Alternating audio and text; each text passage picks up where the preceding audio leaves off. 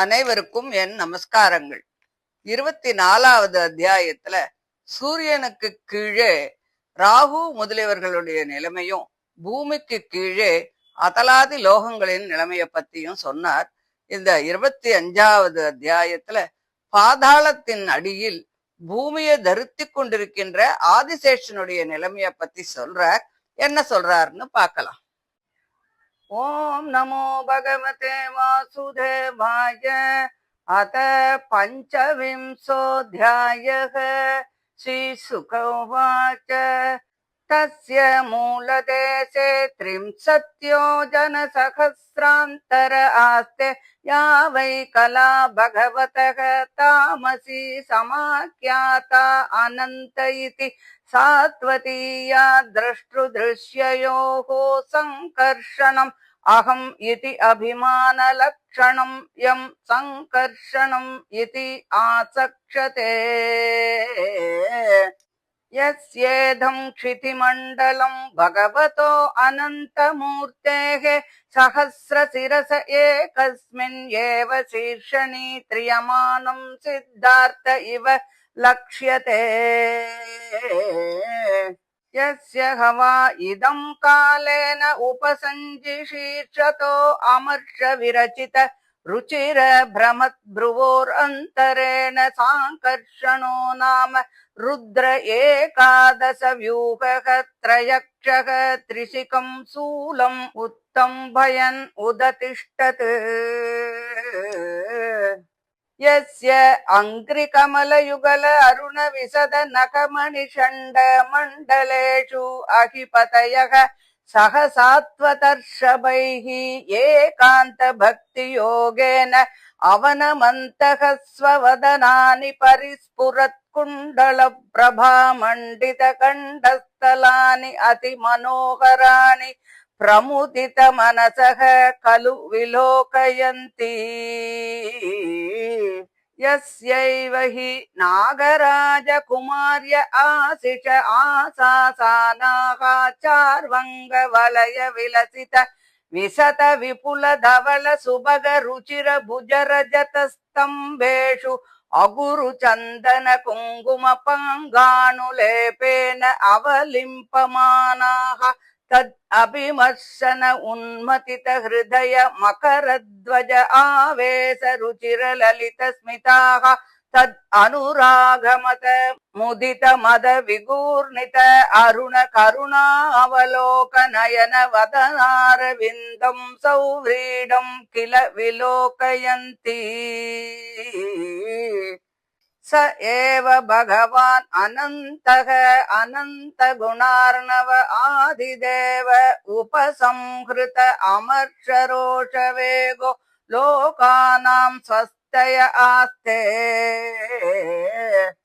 ध्यायमानः सुरासुर उरग सिद्ध गन्धर्व विद्याधर मुनिगणैः अनवरद मद मुदित विकृत विह्वल लोचनः सुललित मुखरिक अमृतेन आप्यायमानः स्वपार्षद विभूत यूतपतिन् अपरिम्लान राग नव तुलसी कामोद मध्वासवेन माध्यन् मधुकर व्रात मधुर गीत श्रियं वैजयन्तीं स्वां वनमालां नीलवासा एक कुण्डलो हलक गुदिकृत सुभग सुन्दर भुजः भगवान् माहेन्द्रो वारणेन्द्र इव काञ्चनीं कक्षाम् उदार लीलो बिभर्ति.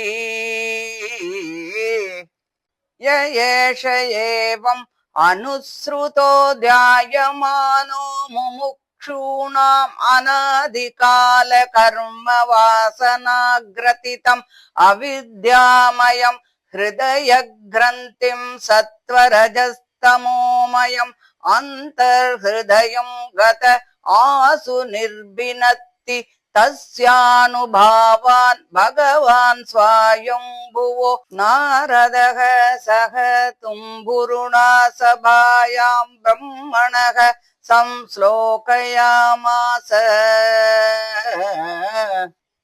उत्पत्ति स्थितिलय हेतवोऽस्य कल्पाः सत्त्वाद्याः प्रकृतिगुणाय दीक्षया सन् यद्रूपं ध्रुवम् अकृतं यदेकम् आत्मन् नानादात् कथम् उह वेद तस्य वर्त्म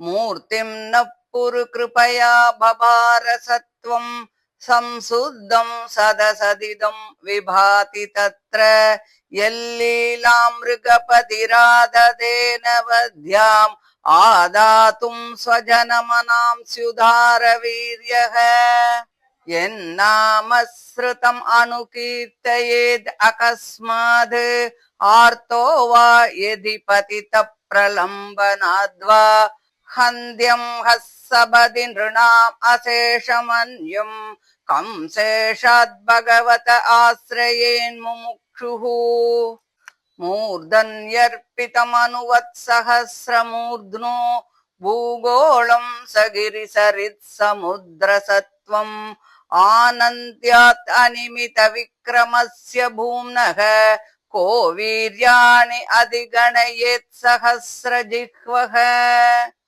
एवं प्रभावो भगवान् अनन्तो दुरन्तवीर्य उरुगुणानुभावः मूले रसायास्थित आत्मतन्त्रः यो लीलया क्ष्मां स्थितये बिभर्ति एता ह्येवेह नृभिरुपगन्तव्या गतयो यथा कर्म विनिर्मिता यतोपदेशम् अनुवर्णिता कामान् कामयमानैः एतावतीर्हि राजन् पुंसः प्रवृत्तिलक्षणस्य धर्मस्य विपाकगधय उच्चावच विसदृशा यथा प्रश्नं व्याचक्ये किमन्यत् कथयाम इति श्रीमद्भागवते महापुराणे पारमहंस्यां संहितायां पञ्चमस्कन्धे भूविवर विद्युपवर्णनं नाम पञ्चविंशोऽध्यायः।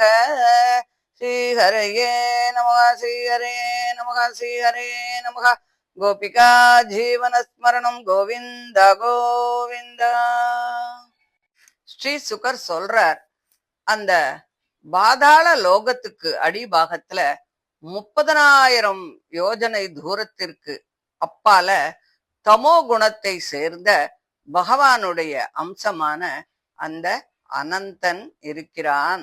இந்திரியங்களுக்கு புலப்படாத வஸ்துக்களை பத்தின அறிவையும் ஜீவாத்மாக்களுக்கு அவற்றை விளைவிப்பதால் ஆத்மாவிடத்தில் நான் என்னும் சித்த விருத்தியை உண்டாக்குவதாலும் அவனை சங்கர்ஷணன் என்று சாத்வதம் என்ற பாஞ்சராத்திர சாஸ்திரத்தை அறிந்த பெரியோர்கள் சொல்கிறார்கள்.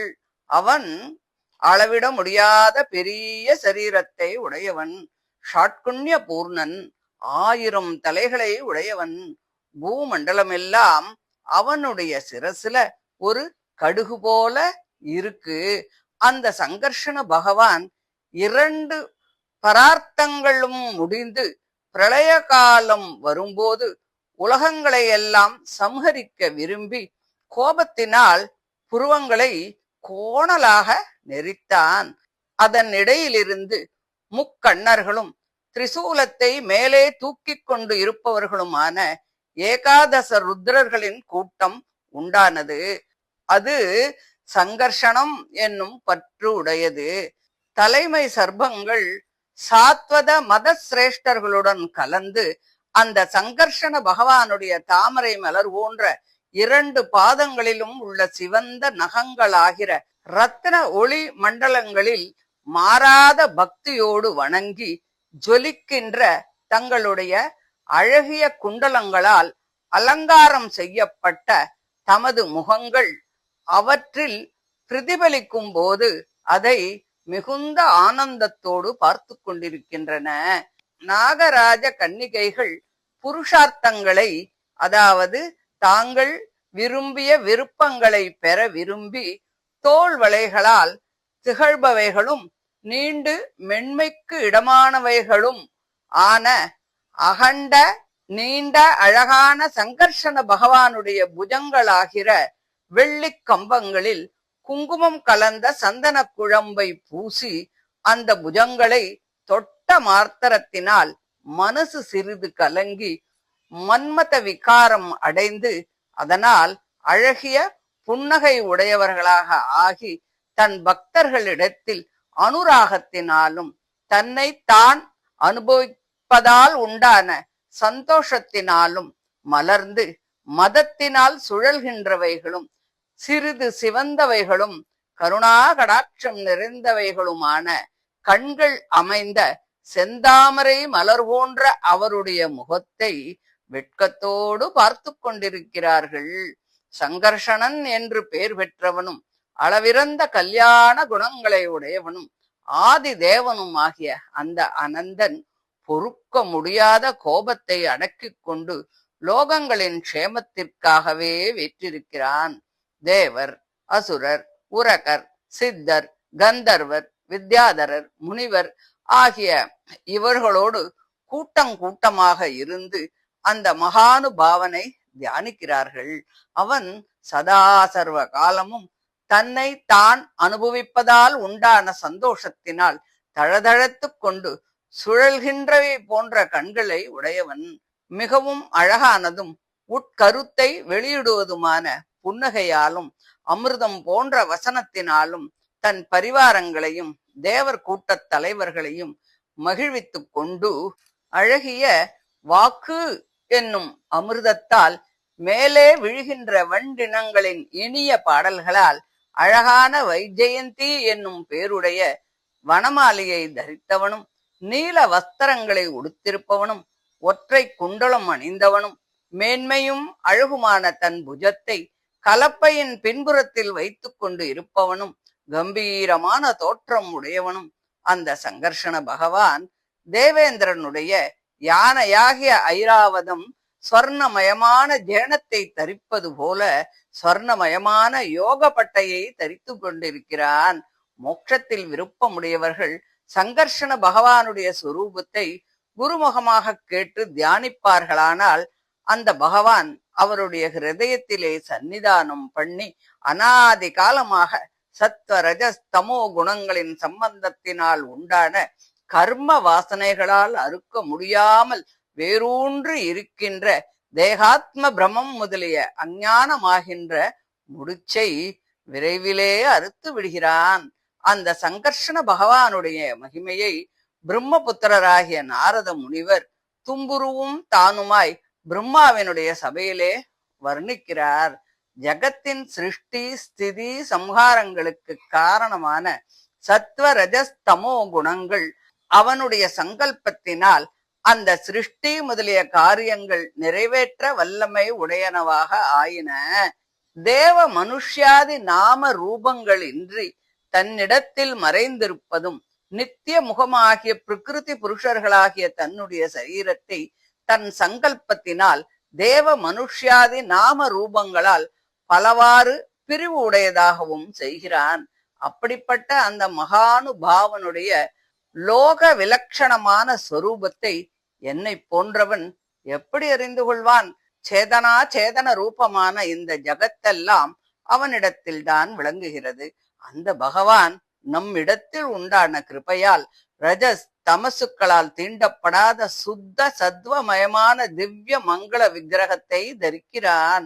சிம்மம் போல கம்பீரமான வீரியமுடையவனும் உலகத்தில் மேன்மையுடைய பிரம்மாதி தேவதைகளுக்கு பிரபுவும் ஜகத் சிருஷ்டி முதலிய மகா சாமர்த்தியங்களை உடையவனும் ஆகிய அந்த சர்வேஸ்வரன் தன் பக்தர்களான நமது மனத்தை தன் வசமாக்கும் பொருட்டு நாகராஜ கன்னிகைகள் முதலியவர்களுக்கும் எளிதில் ஆராதிக்க தகுந்தவனாக இருத்தல், சாத்வத சாஸ்திரத்தை இயற்றுதல், பூமண்டலத்தை தரித்தல் முதலிய திருவிளையாடல்களை ஏற்றுக்கொண்டான். அவை அவனுக்கு கர்மத்தினால் விளைந்ததோ? இல்லையே, அவனுடைய சங்கல்பத்தினால் மட்டுமே ஏற்பட்டவைகள் இல்லையா? ஆகையால் அவன் நம்மை அனுகிரகிப்பதற்காகவே அந்த உருவத்தை தரித்தான் என்பதில் சந்தேகம் இருக்க முடியுமா? ரோகாதிகளால் பீடிக்கப்பட்டவனாயினும் மகாபாதகனாக இருந்தாலும் கூட அந்த அனந்தனுடைய நாமத்தை சொன்னால் தெய்வாதீனமாகவாவது பரிகாசத்திலாவது அவனுடைய நாமத்தை கேட்டாலும் கூட அவன் ரோகங்களும் பாதகங்களும் விடுபட்டு அது மட்டும் இல்லாமல் தன்னை சேர்ந்த மற்றவர்களுடைய பாபத்தையும் போக்கி விடுவான் அல்லவா? ஆகையால் மோட்சத்தில் விருப்பமுடையவன் அந்த ஆதிசேஷனை தவிர வேறு யாரையும் ஆசிரியிக்க மாட்டான். பர்வதங்களும் நதிகளும் சமுத்திரங்களும் பல வகை ஜந்துக்களும் நிறைந்த பூமண்டலம் முழுவதும் 1000 தலைகளை உடைய அந்த அனந்தனுடைய தலையிலே ஒரு சிறு கடுகு போல இருக்கிறது. அவன் அளவிட முடியாத ஸ்வரூபங்களை உடையவன். அதனால் அவனுடைய பிரபாவத்தை ஒருவராலும் முழுவதும் அறிய முடியாது. அந்த அனந்தனுடைய வீரியங்களை 1000 நாக்கு உடையவனாக ஆயினும் எவன்தான் இவ்வளவு என்று கணக்கிட்டு சொல்ல முடியும்? மகா பிரபாவங்களை உடையவனும் அனந்தன் என்ற யதார்த்தமான பெயரை உடையவனும் எல்லையில்லா வீரியம், பலம், பல வகை குணங்கள், அவற்றின் பிரபாவங்கள் இவற்றை எல்லாம் உடையவனுமாகிய அந்த சங்கர்ஷண பகவான் சுதந்திரன். தான் ஒருவனே ஜகத் ரட்சணத்திற்காக பூமண்டலத்தை அது நிற்பதற்காக லீலையாக தாங்கிக் கொண்டிருக்கிறான். ஸ்ரீ சுகர் சொல்றார், காமங்களை விரும்புகின்ற புருஷர்களால் அடையத் தகுந்தவைகளும் பல போகத்திற்காக ஏற்பட்டவைகளுமான உலகங்கள் இவ்வளவேதான். அவரவர் கர்மங்களை அனுசரித்து இந்த பிரம்மாண்டத்தில் ஈஸ்வரனால் சிருஷ்டிக்கப்படுகிறார்கள். அவற்றையெல்லாம் நான் பெரியோர்களிடத்தில் கேட்டபடியே உனக்கு சொன்னேன். பரீட்சித்து ராஜனே, சாம்சாரிக புருஷனுக்கு காமங்களோடு கூடின பிரவிற்த்தி ரூபமான தர்மத்திற்கு பலனாக ஏற்படும் கதிகள் பலவாறாக இருக்கும். சுக துக்கங்களின் தாரதமியத்தினால் ஒன்றை விட ஒன்று விலட்சணமாகவும் இருக்கும். ஆக அவை எல்லாமே இவ்வளவுதான். நீ கேட்டபடி உனக்கு நான் இவற்றை சொன்னேன். இன்னும் உனக்கு என்ன சொல்ல வேண்டுமோ அதையெல்லாம் நீ கேள் என்று சொல்லி இந்த 25வது அத்தியாயத்தை முடிக்கிறார். இதை தொடர்ந்து அதுக்கு கீழே உள்ள நரகத்தினுடைய நிலைமையை பத்தி சொல்றார். அதை நம்ம அடுத்த ஆடியோல பார்க்கலாம். தேங்க்யூ.